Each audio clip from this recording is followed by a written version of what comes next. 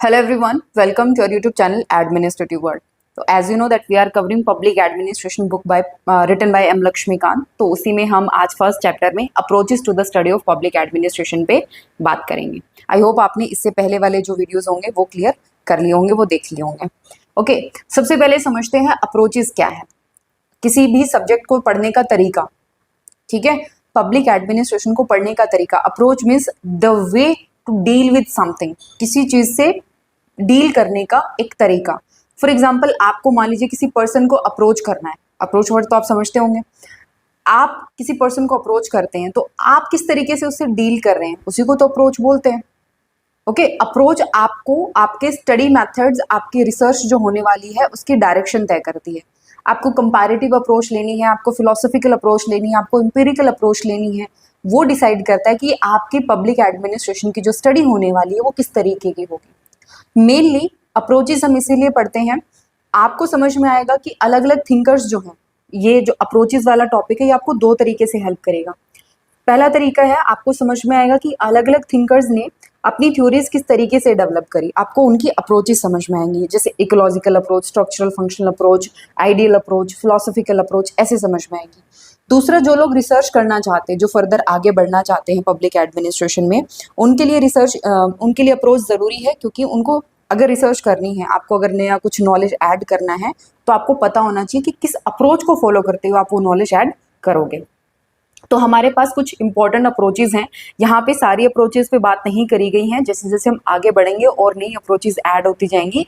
यहाँ पे कुछ बेसिक्स हैं, उनको हम कवर करते हैं. तो सबसे पहले होते हैं फिलोसफिकल अप्रोच. मान लीजिए आप सोसाइटी में या आप एजुकेशन को लेकर के, आपका एक पर्सपेक्टिव है एजुकेशन को लेकर के और आपको कहा जाए इसको स्टडी करना है, तो फिलोसफिकल अप्रोच बहुत आइडियल अप्रोच होती है. हम हमेशा यहाँ पे आदर्शवाद लेकर के चलते हैं कि समाज में ऐसा नहीं, ऐसा होना चाहिए. हम कभी भी देखो, जब हम कोई चीज़ पढ़ते हैं ना तो दो तरीका है. एक तो हम उसको एज इट इज़ डिस्क्राइब कर दें, एज इट इज़ मतलब जैसा है वैसा ही उसको एक्सप्लेन कर दें, यानी डिस्क्रिप्टिव अप्रोच होती है. और दूसरी होती है कि एज इट शुड बी, ये ऐसा होना चाहिए. जैसे आपको पूछा जाए कि आपकी स्टडी कैसी चल रही है, तो आप कहोगे कि देखो ऐसी चल रही है, ये हुआ डिस्क्रिप्टिव एक्सप्लेनेशन. और दूसरा होता है कि ऐसा होना चाहिए. आदर्श ये कहता है कि आपको 8 घंटे पढ़ी, मतलब आपको 8 घंटे वो बुक पढ़ी जानी चाहिए थी, मतलब बुक पढ़नी चाहिए थी. ओके, आदर्शवाद या आइडियलिज्म ये कहता है. तो फिलोसफिकल अप्रोच जो है सबसे पुरानी और सबसे कॉम्प्रिहेंसिव अप्रोच है. इसमें एडमिनिस्ट्रेटिव एक्टिविटीज के सारे डायमेंशंस आ जाते हैं and it's a normative approach and concentrate on what ought to be. ठीक है, what ought to be, what ought to be मतलब क्या होना चाहिए. ये वर्ड ध्यान रखना, अंडरलाइन कर लेना. It's a normative approach. Norm क्या होता है, ये एक आइडियलिस्टिक अप्रोच होती है कि ऐसा होना चाहिए, आपको बहुत अच्छा बिहेव करना चाहिए, आपको 8 घंटे पढ़ना चाहिए, समाज में ऐसा होना चाहिए, ऑर्गेनाइजेशन में ऐसा होना चाहिए. It's a normative approach.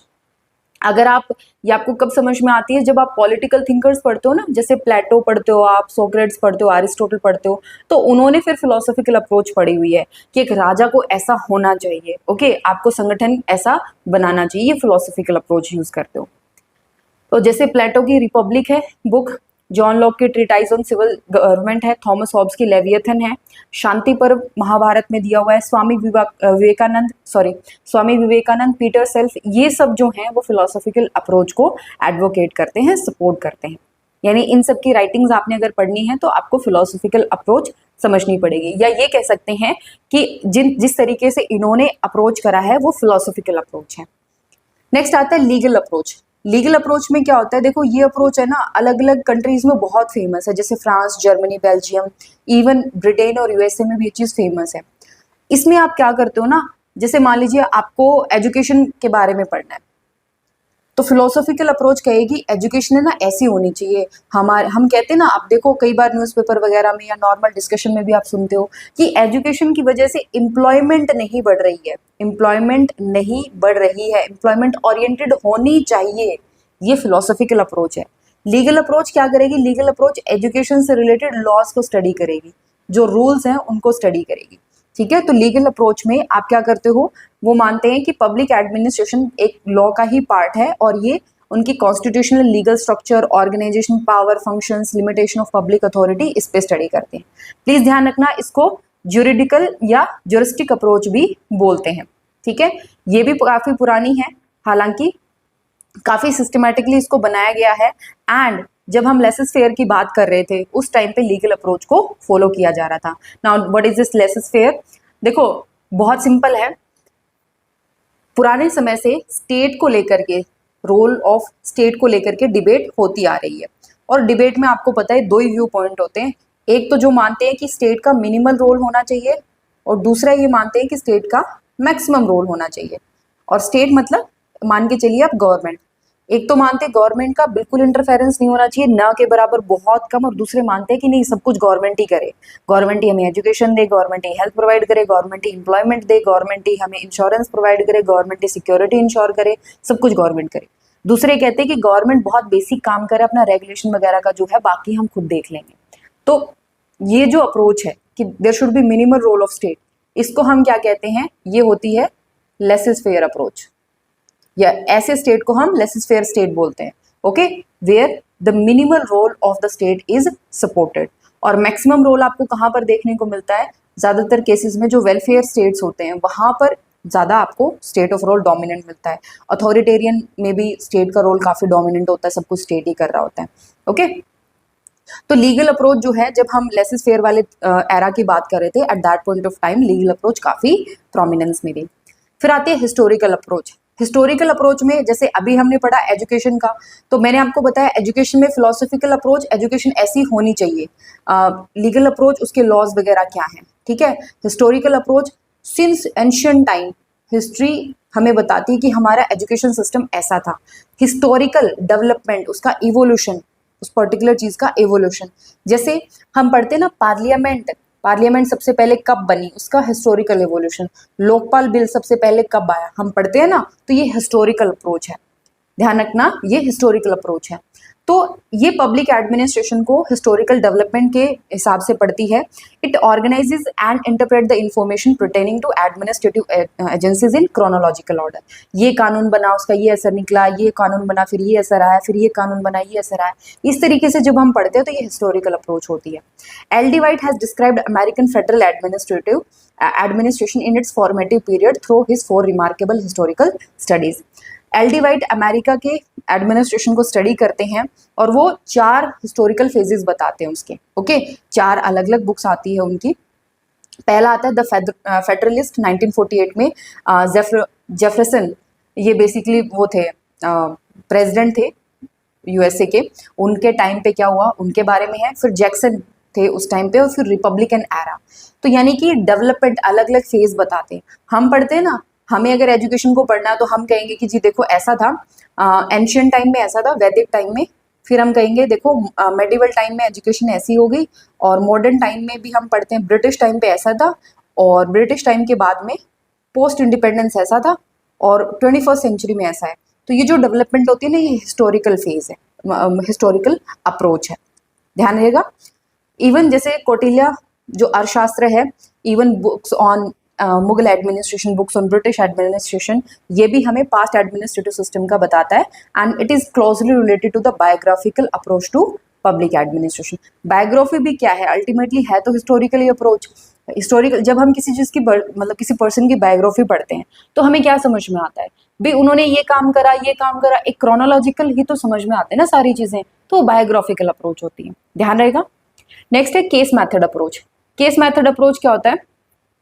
मान लीजिए एजुकेशन में मैंने जानना है कि जैसे राइट टू एजुकेशन आया है, उससे एजुकेशन पर क्या असर पड़ा। मैंने एक केस लिया, उस एक पर्टिकुलर इंसिडेंट को मैं डिटेल में स्टडी करूं, ये केस स्टडी अप्रोच है, केस मेथड अप्रोच है। ठीक है, it deals with the narration, detailed account of specific event. मुझे वुड्स डिस्पैच के बारे में पढ़ना है, मुझे देखना है 1919 का जो एक्ट आया था उस पर एजुकेशन पे क्या असर पड़ा, तो ये केस मेथड अप्रोच है। और मैं एजुकेशन का कॉमन एग्जांपल इसीलिए ले रही हूँ ताकि मैं हर एक अप्रोच में आपको डिफरेंस बता पाऊँ, एक एग्जांपल को ध्यान में रखते हुए आपको क्लियरली समझ में आ जाए। तो एक ही पर्टिकुलर इवेंट को ये बहुत डिटेल में एक्सप्लेन करते हैं, और कौन से ऐसे फैक्टर थे जिससे सरकार ने ये डिसीजन लिया। जैसे मान लीजिए आपको पढ़ना हो कि डीमोनेटाइजेशन का फैसला क्यों लिया गया, कोविड ये कैसे आया, हमारे यहाँ इकोनॉमिक स्टैग्नेशन है ये कैसे हुई, एक पर्टिकुलर इंसिडेंट को आप बहुत डिटेल में पढ़ते हो। केस मेथड, केस आपने ज़्यादातर लीगल उसमें सुना होगा कि कोई पर्टिकुलर केस है, जैसे कोई मर्डर केस है, कुछ भी उस केस को डिटेल में पढ़ना, उसके सारे, इसमें ऑलमोस्ट हर अप्रोच यूज हो जाती है। आपको हिस्ट्री भी देखनी पड़ती है, आपको यहाँ पे जो है लीगल अप्रोच भी देखनी पड़ती है, सारी चीज़ें आ जाते हैं। सो यहाँ पे हम एडमिनिस्ट्रेटिव रियलिटी को रिकंस्ट्रक्ट करने की कोशिश करते हैं, एंड ये यूएसए में काफ़ी पॉपुलर हुई थी 1930s के दौरान। हारोल्ड स्टेन जो है, उन्होंने 20 केस स्टडीज लिखी थी, basically public administration and policy administration नाम की एक बुक है हारोल्ड स्टेन की, 1952 में पब्लिश होती है। उसमें 20 अलग अलग केस स्टडीज फोकस करी गई थी।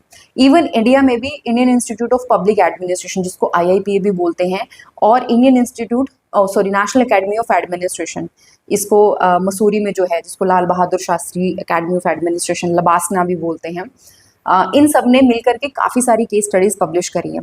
केस स्टडी से कोई भी चीज़ बहुत अच्छे से समझ में आ जाती है। जैसे अगर मैं वैसे आपको राइट टू एजुकेशन समझाऊं तो शायद आपको उतना अच्छे से समझ में ना आए, बट अगर मैं किसी बच्चे का एग्जाम्पल लूँ जिसको राइट टू एजुकेशन के तहत उसको फ्री एजुकेशन चाहिए थी और उसके थ्रू क्या क्या चीज़ें हुई हैं, तो आपको बेटर समझ में आएगा। राइट वोल्डो कहते हैं कि केस मेथड जो है वो पब्लिक एडमिनिस्ट्रेशन को पढ़ने का, पढ़ाने का एक परमानेंट फीचर रहने वाला है। एग्जाम्पल से समझना ये ज़्यादा अच्छा रहता है, ठीक है, ज़्यादा क्लियरिटी आती है इसमें। तो ये 4 प्रोमिनेंट अप्रोच हैं, बट इसके अलावा और भी बहुत सारी अप्रोच हैं। जैसे स्ट्रक्चरल अप्रोच है, जब हम एक ऑर्गेनाइजेशन के स्ट्रक्चर के बारे में बात करते हैं। जैसे एजुकेशन से रिलेटेड कितनी सारी स्ट्रक्चर है, हम कितनी मिनिस्ट्रीज इसमें इन्वॉल्व हैं, बजट क्या है उसका, उसमें स्टाफ मेंबर, इन सब को जब हम स्टडी करते हैं तो स्ट्रक्चरल अप्रोच है। ह्यूमन रिलेशन, और एजुकेशन सेक्टर में काम करने वाले लोगों का आपस में किस तरीके का बिहेवियर है वो हमें समझना है।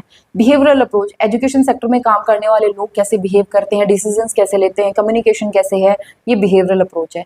सिस्टम अप्रोच, एजुकेशन में सिर्फ एजुकेशन डिपार्टमेंट नहीं है, टेक्स्ट बुक किस तरीके से है, जो टीचर अपॉइंट हो रहे हैं उनको अपॉइंट करने के लिए किस तरीके का मेथड अपनाया जा रहा है, किस तरीके आप लोगों को टीच कर रहे हो आप स्टूडेंट्स को, ये सारी चीज़ें मिला करके सिस्टम बनता है, सिस्टम अप्रोच है। कंपैरेटिव अप्रोच में हम देखेंगे इंडिया का एजुकेशन सिस्टम और चाइना का एजुकेशन सिस्टम या यूएसए का एजुकेशन सिस्टम, कंपैरिजन से समझ में आएगा। इकोलॉजिकल अप्रोच से हम देखेंगे कि अच्छा, जैसे एनवायरनमेंट चेंज होता है, एनवायरनमेंट मतलब बाहर का वातावरण जो होता है वो चेंज होता है, तो वैसे वैसे क्या बदलाव आता है। एजुकेशन, जैसे एजुकेशन 1980s में क्या था और आज के टाइम पे क्या है, 2000 मान लीजिए 25 में क्या है, वो चीज़ें हमें समझ में आती है इकोलॉजिकल अप्रोच से। कॉन्टेक्स्ट चेंज होता है तो उसका बदलाव एजुकेशन पर आता है। डेवलपमेंट अप्रोच आ जाती है आपकी, डेवलपिंग कंट्री में आप डेवलप करना चाहते हो तो आपके क्या स्टैंडर्ड है एजुकेशन को लेकर के, आप क्या अचीव करने की कोशिश कर रहे हो। और पब्लिक चॉइस अप्रोच में कहते हैं कि सिर्फ गवर्नमेंट ओरिएंटेड नहीं होना चाहिए, आपको प्राइवेट सेक्टर को भी इन्वॉल्व करना पड़ेगा, तब जाकर के आप अच्छी एजुकेशन प्रोवाइड करा पाओगे, वो फिर पब्लिक चॉइस अप्रोच हो जाती है। इन सब के बारे में हम जैसे जैसे थिंकर्स वगैरह पढ़ेंगे ना, उन थिंकर्स ने इन सारी अप्रोचेस पे डिटेल में बात करी है। इवन इसमें कुछ और ऐड कर लीजिएगा, एक शायद इसमें नहीं मेंशन है, एक और आएगी, स्ट्रक्चरल फंक्शनल अप्रोच, काफ़ी इंपॉर्टेंट है। जब हम फ्रेड डब्ल्यू रिक्स को पढ़ेंगे तो मैं आपको वापस से इस अप्रोच के बारे में बताऊंगी, ठीक है, ध्यान रहेगा ये अप्रोच मीन्स क्या होता है। So these points are discussed later on in the chapter entitled theories of administration. तो इन सारे फैक्ट वैल्यू स्टैंड पॉइंट से हमें चीज़ समझ में आती। फैक्ट वैल्यू पता है आपको क्या है? जब हम किसी चीज़ को समझते हैं, किसी चीज़ का डिसीजन लेते हैं, मतलब नॉर्मली जब हम डिसीजन लेते हैं तो हम इंसान हैं, है ना, हम हमेशा फैक्ट को ही नहीं चेक करते, हम वैल्यूज़ भी देखते हैं।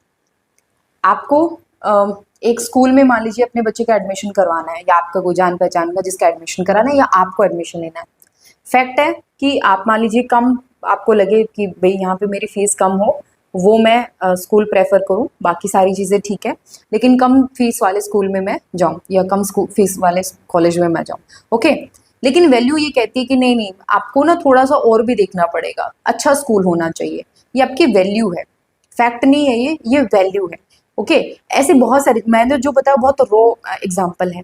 आपके डिसीजन में फैक्ट नहीं वैल्यूज भी आते हैं। फॉर एग्जाम्पल एक शायद इससे आप रिलेट कर पाएंगे। मान लीजिए आपको पॉइंट ए से पॉइंट बी तक ट्रैवल करना है और 5 आवर्स का ये आपका ट्रैवल है। आपको पता है ज़्यादा इकोनॉमिक क्या है? रेलवे, ठीक है, ज़्यादा आपके लिए ईजी रहेगा, बट आपको ये भी पता है कि बहुत ज़्यादा भीड़ होगी, रिजर्वेशन आपको मिल नहीं रहा, ओके। ये फैक्ट है कि इकोनॉमिक क्या रहेगा? रेलवे रहेगा। लेकिन आप जो है वो खुद ड्राइव करना पसंद करते हैं, या आपकी वैल्यू, आपको ड्राइविंग खुद पसंद है, तो आप क्या करोगे, आप खुद गाड़ी चला करके लेके जाना पसंद करोगे कि ठीक है मैं अपनी गाड़ी से ही मैं जाऊंगी या मैं जाऊंगा वहाँ पे पॉइंट ए से पॉइंट बी तक। यानी आपके डिसीजन में फैक्ट और वैल्यू दोनों इंपॉर्टेंट रोल प्ले करती हैं। ध्यान रखना, फैक्ट और वैल्यू बार बार आएंगे। जैसे फिलोसॉफिकल अप्रोच क्या कहती है, फिलोसॉफिकल अप्रोच वैल्यूज पे ही तो फोकस कर रही है कि ऐसा होना चाहिए, वो वैल्यूज पे ही तो फोकस कर रही है, जबकि आपकी बाकी जो अप्रोचेज है वो आपको फैक्ट बता रही है, डिस्क्रिप्टिव अप्रोच आपको फैक्ट बता रही है। सो प्लीज ध्यान रखना कि इंपीरिकल अप्रोच जो है वो फैक्चुअल होती है, ये फैक्ट्स पे बात करती है कि what public administration is. Okay, it describes the real situation, it describe the actual administrative situation, whereas normative approach जो है वो आइडियल होती है, वो बताती है प्रशासन को कैसा होना चाहिए। So it suggest the ideal administrative situation. ये दोनों नाम आप याद रखेंगे, बार बार आएगा, मैं बार बार एक्सप्लेन नहीं करूंगी। पब्लिक एडमिनिस्ट्रेशन में इंपीरिकल अप्रोच क्या होती है और नॉर्मेटिव अप्रोच क्या होती है, ध्यान रखना आपने। ओके, तो इसी के साथ हमारा अप्रोचेस वाला टॉपिक कंप्लीट होता है। नेक्स्ट हम significance of public administration cover करेंगे, और आपको कोई डाउट हो कमेंट सेक्शन आपका ज़रूर बताइएगा। इसके अलावा आप हमें कांटेक्ट कर सकते हैं 9896859767 के थ्रू। हमारा टेलीग्राम चैनल का लिंक और व्हाट्सएप का लिंक जो है वो आपको डिस्क्रिप्शन में मिल जाएगा। साथ ही साथ अगर आप पब्लिक एडमिनिस्ट्रेशन की तैयारी कर रहे हैं, चाहे यूपीएससी के लिए यूजीसी नेट के लिए, तो आप हमारे नोट्स जो है वो परचेज कर सकते हैं। अगर आपको पेड कोर्स लेना है पब्लिक एडमिनिस्ट्रेशन का, तो भी आप हमें इन नंबर पे कांटेक्ट कर सकते हैं, चाहे कॉल करिए चाहे व्हाट्सएप पर बात कर सकते हैं। आज के लिए बस इतना ही, ख्याल रखिए अपना, कल मिलते हैं with a new topic. Till then take care and thank you so much.